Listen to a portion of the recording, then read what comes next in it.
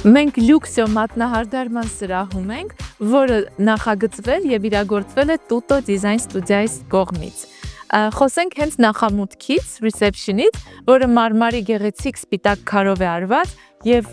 ներժի ու լատունի մետաղների ակցենտներով։ Ընդունարանի ետնամասի պահարանները զոնայավորող դեր են կատարել, բաժանելով ընդունարանը մատնահարդարման սրահից, եւ բացի դա, նրանք շատ տարողունակ եւ ֆունկցիոնալ պահարաններ են։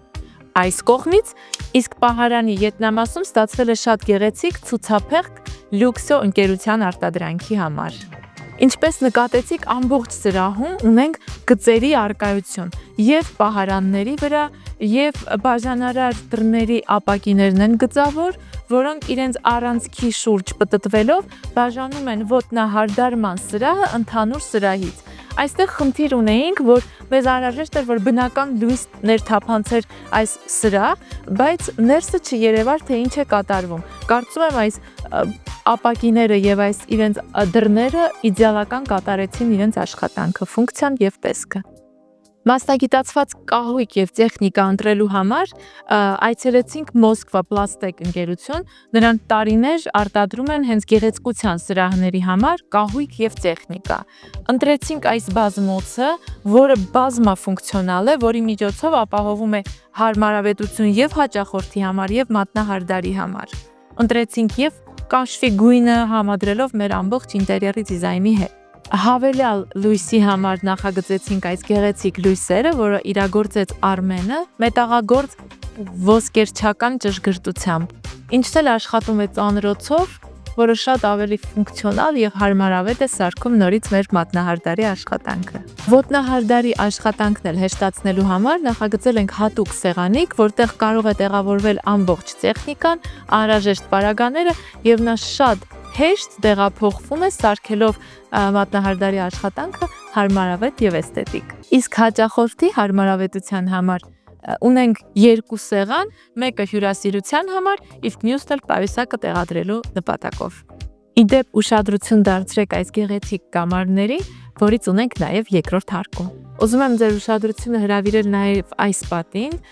որը որ ստացել ենք դեկորատոր Նորայրի օգնությամբ, այս նուրբ իմ մինիմալիստական ինտերիերում ուզում ենք բրուտալություն հաղորդել, որն էլ կարծում եմ ստացվեց այս անմշակ քարի իմիտացիայի օգնությամբ։ Խոսենք սեղաններից, որոնք էլ հենց հատուկ նախագծվել են լյուքսյոյի համար, ինչպես տեսնում եք, փոշեկուլի ցանցը փորագրված է հենց սեղան երեսի վրա, որը հենց ինքը իրենով ներժից է։ Լույսերը նույնպես նախագծված են սեղանին համապատասխան, գոտիներով առաստաղից կախել ենք այս թրեքը, որի վրա էլ բազմա կողմ տեղափոխվող եւ տեղաշարժվող լույսեր ունենք, որոնք որ կարող են մատնահարդարները ինչպես իրենց հարմար է արդեն տեղափոխեն։ Մանր դետալները նույնպես շատ կարևոր են։ Ձեռքերի համար նախատեսված բարձիկը նույնպես նախագծել եւ սարքել ենք ներժից, որը որ հարմարավետ է եւ ձեռքերը տեղադրելու աշխատանքի համար եւ ուլտրամանուշակագույն լամպն շատ հարմարավետ տեղավորվում է բարձիկի տակը։ Չենք մոռացել նաև մի շատ կարևոր նրբության մասին, հաճախորդների պայուսակների մասին, որոնց համար նույնպես նախատեսել ենք գեղեցիկ փոքրիկ աթոռ։ Սպասասրահում ունենք տարողունակ պահարան հաճախորդների վերնազգեստի համար, հարմարավետ բազմոց եւ հայտնի արտադրողի կողմից գեղեցիկ ժամացույց պատին, որտեղ հավաքվում են կանայք, պետք է լինեն շատ հայլիներ, ինչը որ տեսնում եք նաև մեր սրահում։ Եվ այստեղ էլ ունենք պարս ֆորմայով մոլդինգներ, որոնց հարստացնելու նպատակով փակցրել ենք դրանց վրա ներժից դետալներ։